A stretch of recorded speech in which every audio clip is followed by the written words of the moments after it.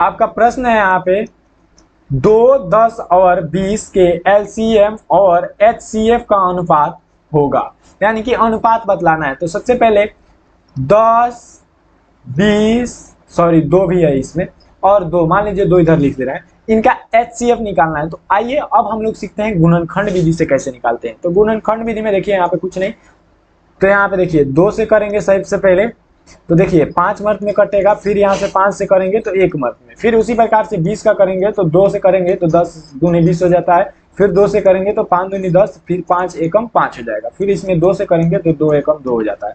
अगर बात करें सबसे पहले 2 है तो 2 को लिखेंगे, ठीक है। यहाँ पे देखिए 1 मिनट आप लोग,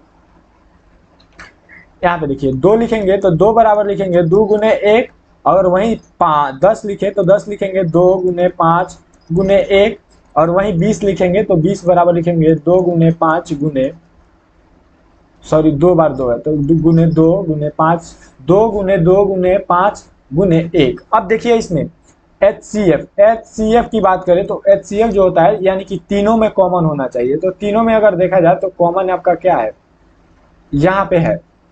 लेकिन इससे पहले भी एक चीज जान ले, हम लोग क्या करेंगे इसको, 1 मिनट, हम लोग ये तो यहाँ पे 2 है, यहाँ पे भी 2 है, यहाँ पे 2 का घात 2 लिख देंगे क्योंकि 2 2 बार आया है।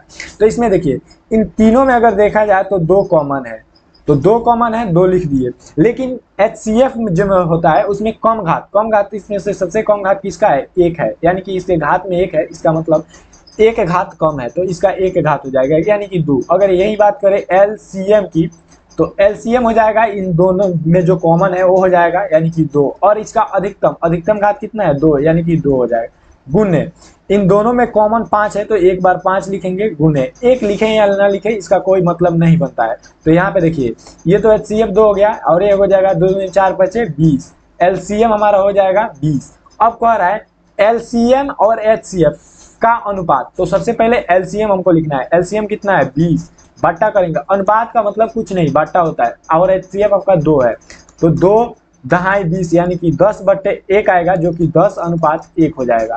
ऑप्शन नंबर आपका जो है सी सही आंसर हो जाएगा, ऑप्शन नंबर सी सही आंसर हो जाएगा।